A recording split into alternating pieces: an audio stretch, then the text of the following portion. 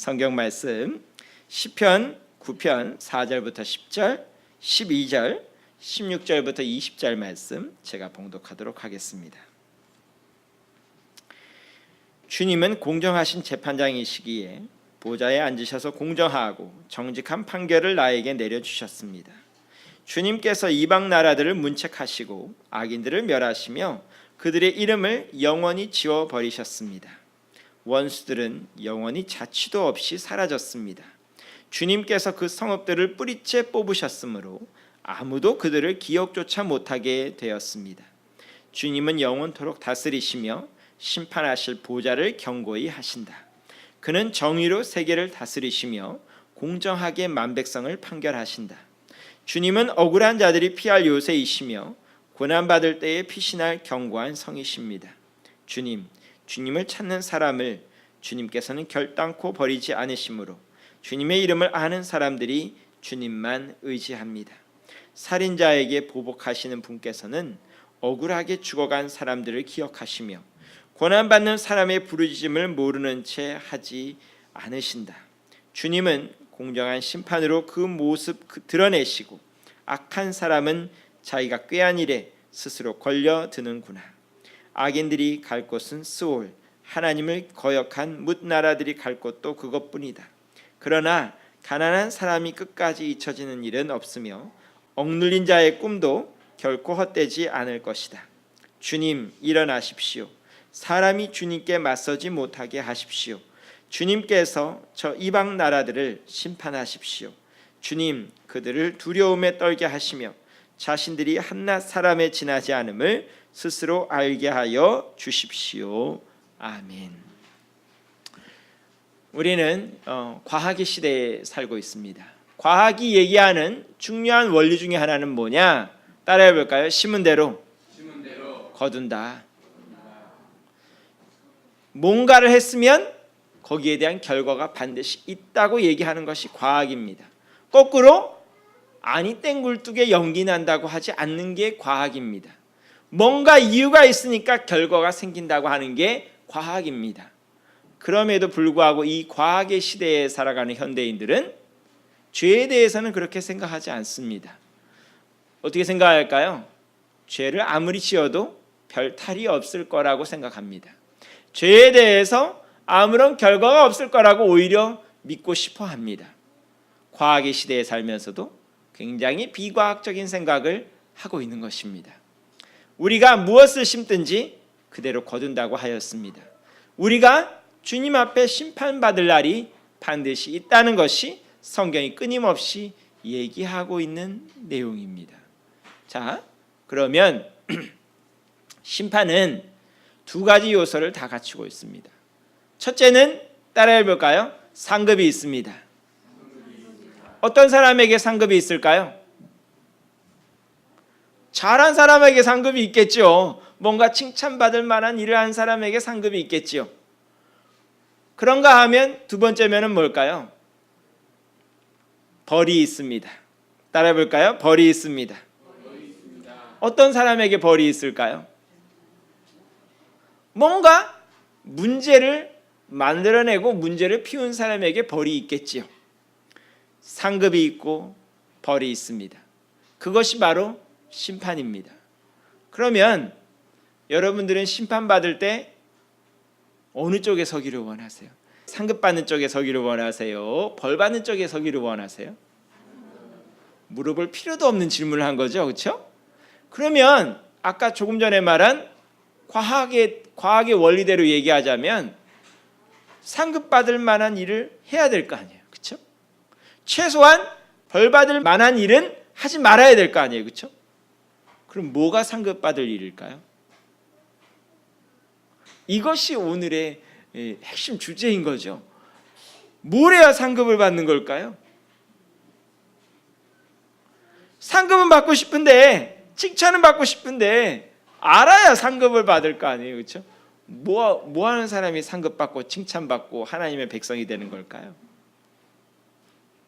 많은 사람들이 오늘날 기독교에 대해서, 신앙에 대해서 착각하는 것 중에 하나는 우리가 뭔가 고결하고 고상하고 남들에게 칭찬을 받을 만한 말이나 행동이나 이 모든 것을 했기에 하나님의 백성이 된다는 생각을 하는 겁니다.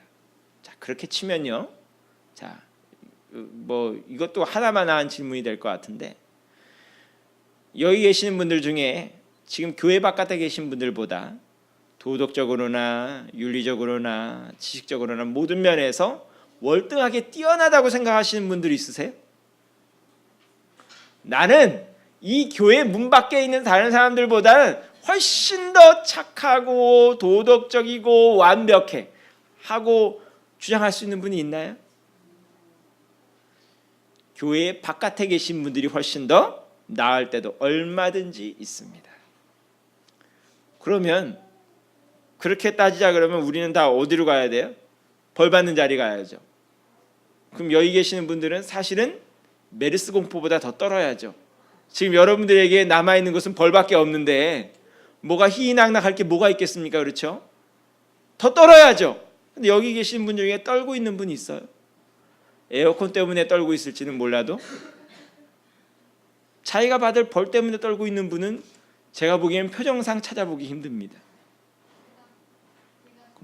그럼 거꾸로 여러분들에게 할 질문이 있는 거죠. 뭘 믿고 그러고 계세요? 뭘 믿고 벌 받을 거에 대해서 근심 안 하시고 공포에 떨지 않고 계시는 거예요? 주님께서 찾으시는 사람은 주님을 찾는 사람입니다. 말이 좀 애매하죠? 주님은 주님을 찾는 사람들을 찾고 계시는 겁니다. 오늘 말씀을 보면 10절 말씀 우리 다 같이 볼까요? 주보 말씀 좀 봐주세요. 10절 말씀입니다. 주님을 찾는 사람을 주님께서는 결단코 버리지 아니하시므로 주님의 이름을 아는 사람들이 주님만 의지합니다. 하나님 앞에 상급받고 하나님의 사랑을 받고 은혜를 받는 사람은 하나님을 찾는 사람들입니다. 도덕적으로는 모든 면에서 완벽한 사람이 아니라 하나님을 찾는 사람이 상급받을 사람이고 칭찬받는 사람이고 하나님의 사랑을 입을 사람들입니다. 그럼 그게 왜 중요해요? 우리 그 개그 프로그램 중에 보면 도찐개찐이란 말이 있죠. 그렇죠? 도찐개찐. 뭐라는 소리예요? 아무리 발버둥 쳐봤자 거기서 거기라는 소리예요. 50보 100보라는 소리입니다. 우리가 아무리 완벽한 인간, 정말 법 없이도 살만한 사람 아무리 해봤자 그 사람도 문제가 있습니다. 그런가 하면 아무리 다른 사람의 손가락질 받고 욕먹고 하는 사람도 뭔가 인간적인 면이 남아있기 마련입니다. 물론 때로는 그것마저도 의심스러운 사람도 종종 있지만 우리 사람들 사이에 정말 착한 사람, 나쁜 사람 나누는 기준 자체가 애매할 뿐만 아니라 나눈다는 것이 여간 어려운 일이 아닙니다. 하나님 앞에 우리의 삶의 완벽함으로 서려고 하면 설 수 있는 사람은 아무도 없습니다. 성경에도 분명히 나와 있죠. 의인을 찾는데 몇 사람이나 있다고 했을까요? 한 사람도 없다고 했습니다. 모두 다 문제가 있다고 했습니다. 그 방법 가지고는 설 방법이 없다 이 소리입니다. 그러면 하나님 앞에는 뭐 가지고 서느냐? 예수님의 보혈의 공로를 가지고 섭니다. 이건 무슨 소리입니까? 나 잘난 것 하나 없어요 하고 인정한다는 소리입니다. 내가 내세울 것 하나 없어요 하고 인정한다는 소리입니다. 그런 사람에게 희망이 있다는 소리입니다. 우리나라 왜 시끄러울 것 같아요? 잘난 사람들 때문에 시끄러운 겁니다. 잘나지 못한 사람은 어떡할까요? 은매기주고 있는 법입니다. 근데 은매기사를 하는 사람들이 누구예요? 나 잘난 사장님들과 나 잘난 여사님들 때문에 시끄러워지는 것입니다. 우리가 다 주님만 찾고 주님을 의지한다는 뜻은 무엇이느냐? 나 잘난 것 하나 없어요 라는 걸 인정한다는 뜻입니다. 그럴 때 뭐가 있을까요? 바로 우리 사회에, 우리 일터에, 우리 가정에 소망이 생기는 것입니다. 부부싸움 왜 날까요? 다 자기 주장하기 때문에 나는 겁니다. 나라가 왜 시끄러울까요? 다 잘나고 자기 주장하는 사람들 때문에 시끄러운 것입니다. 서로가 서로의 잘못과 문제를 인정해주고 덮어주면서 정말 이 나라가 설 수 있는 길을 추구한다면 이 나라가 이렇게 복잡할 이유가 하나도 없습니다. 우리 가정이 복잡할 이유도 하나도 없습니다. 우리 일터가 복잡할 이유도 한 가지도 없습니다. 하지만 전부 다 자기 의를 내세우고 자기 잘난 것을 강조하기에 결국 우리 사회는 시끄러워질 수밖에 없는 것입니다. 또한 이 심판의 문제는 우리 그리스도인들에게 굉장히 중요한 존재 자체에 대해서 굉장히 중요한 얘기를 해주고 있습니다. 심판은 뭘 의미하느냐? 따라해 볼까요? 우리는 나그네입니다. 심판이라는 것은 무슨 역할을 하느냐? 우리가 정말 오랫동안 영원토록 살아야 될 그곳으로 들어가는 관문이 있다는 것을 의미하는 것입니다. 이 땅은 나그네 길입니다.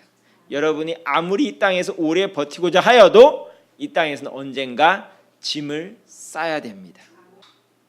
우리가 이 땅에서 많이 긁어 모으려고 하고 뭔가 많이 가지려고 하고 그러면 그럴수록 우리 인생은 무거워질 수밖에 없습니다.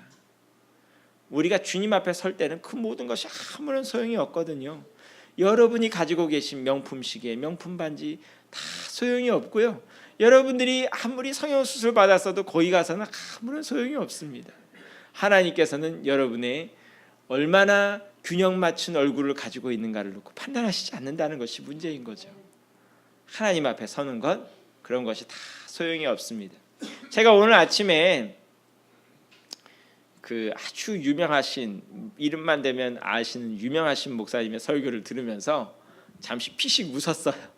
웃은 게 뭐냐 하면 그분을 지금 비판하고자 하는 것이 아니라 얼마나 우리 그리스도인들 마음속에 이 삶 가운데 어폐가 많은지 모순이 많은지를 단적으로 보여주는 대목이었는데요. 사실은 그분이 간증을 하는 거예요. 간증을 하는데 자기가 어느 날 병원에 가보니까 자기가 아주 심각한 병에 걸려 계시더라는 거예요. 심장에 들어가는 중요한 혈관들이 3개가 있는데 그 중에 하나가 막혀가고 있었다는 거, 거의 절반 가까이 막혀가고 있었다는 거예요. 그러면서 그 의사가 장로님이었는데 장로님께서 하시는 말씀이 목사님 이거 이대로 그냥 두시면 아주 빨리 하나님께 가게 된다고 그러더래요. 그래서 그분이 아주 신속하게 아주 빨리 그 병을 고쳤다는 거예요. 이해는 다 되는데 이해는 다 되는데 들으면서 뭔가 찜찜한 거예요. 여러분은 뭔가 찜찜하지 않으세요? 뭐가 찜찜하다고 느끼세요? 하나님께 빨리 가는 게 싫은 거예요. 그분도. 자, 제가 지금 무슨 말을 하고 싶을까요? 이 말은 물론 지금 그분은 의도 자체가 그런 의도가 아니었을 것이고, 물론 저도 지금 어떻게 보면 필요 이상으로 확대해 가지고 꼬집어서 지금 얘기하고 있는 부분이긴 한데요. 우리는 주님 앞에 서는 게 복입니다. 그리고 그것이 복이라는 것을 우리 삶 가운데 믿고 있어야 됩니다. 무슨 얘기냐 하면 우리가 주님 앞에 서는 걸 복으로 여기지 않으면 자꾸 이 땅에 집착하게 됩니다. 그리고 이 땅에서 많은 짐을 하나님께서 원하시지도 않는 짐을 잔뜩 짊어지고선 그 짐이 무겁다고 투덜거리고 괴로워하고 힘들어하게 되어 있습니다. 심판이 있습니다. 여러분이 가진 짐을 무조건 내려내야 될 시점이 있습니다. 정말 중요한 것을 챙겨야 되지 않겠습니까? 오늘 여러분들은 정말 중요한 것을 챙기고 있습니까?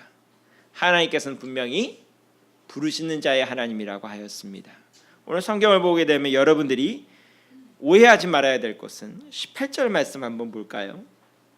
그러나 가난한 사람이 끝까지 잊혀지는 일은 없으며 억눌린 자의 꿈도 결코 헛되지 않을 것이다. 가난한 사람 끝까지 잊혀지지 않고 억눌린 사람 그 꿈이 결코 헛되지 않는다고 하였습니다. 그럼 이 말을 문자적으로 받아들이면 어떻게 되는 거예요? 무조건 가난해야 되는 거죠. 여러분들이 조금이라도 부자가 되는 것이 괴로운 거죠. 억눌려야 되는 거죠. 그렇죠? 여기서 의미하는 바는 단순히 물질적으로 가난하고 그야말로 다른 사람에게 왕따 당하고 위협당하고 공포 속에 들어가야 된다는 말을 하고 있는 것이 아닙니다. 주님 믿는 사람은 언제나 가난해야 됩니다. 단순히 물질적인 것만 놓고 얘기하는 것이 아니라 심령이 가난해야 됩니다.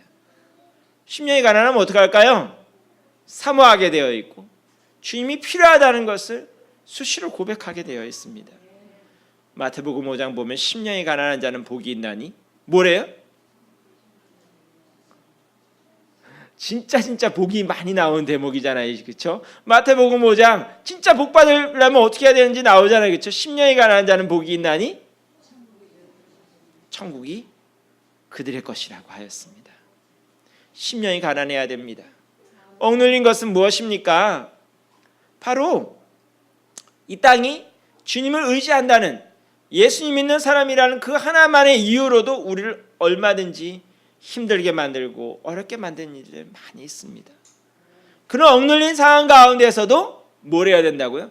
꿈을 꿔야 된다고요. 어떤 꿈을 꿀까요? 그 나라의 꿈을 꿔야 됩니다. 그런 사람에게 복이 있는 것입니다. 19절 말씀 볼까요? 주님이 일어나십시오. 사람이 주님께 맞서지 못하게 하십시오. 주님께서 저 이방 나라들을 심판하십시오. 주님 그들을 두려움에 떨게 하시며 자신들이 한낱 사람에 지나지 않음을 스스로 알게 하여 주십시오.